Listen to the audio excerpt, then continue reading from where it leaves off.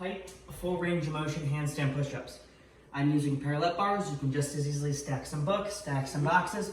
So we're working through an increased range of motion.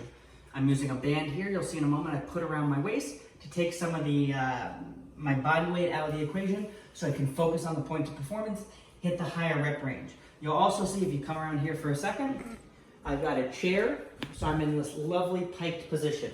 So in terms of the setup, the band is going to go around my waist. I'm going to start in a nice stacked handstand push-up position. My knees are going to be bent in this position. It's really hard to get completely stacked in a piked handstand push-up if your knees aren't bent.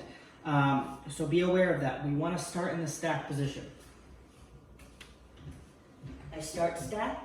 Now prior to beginning my first rep, I shift my weight forward. So now the weight is in the front of my hands here. If you're not using parallel bars, it's going to be on your fingertips. Now with the weight in the front of my hands, I lower myself down and forward. I pause for a moment. I return back to the starting position. I want to look at the floor the entire time.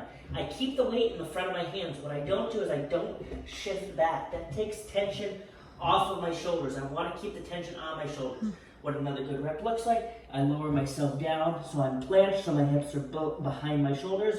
I press back up. The main faults we want to avoid, first are going to be as I come back up, I turn it into more of a push-up position. That's the first mistake we want to avoid. The second mistake we want to avoid is collapsing in or collapsing backwards as we come up. So I lower myself down, I go to push back up, and I kind of drop forward and collapse. That not only reduces the range of motion, it also ends up taking tension off of my shoulders.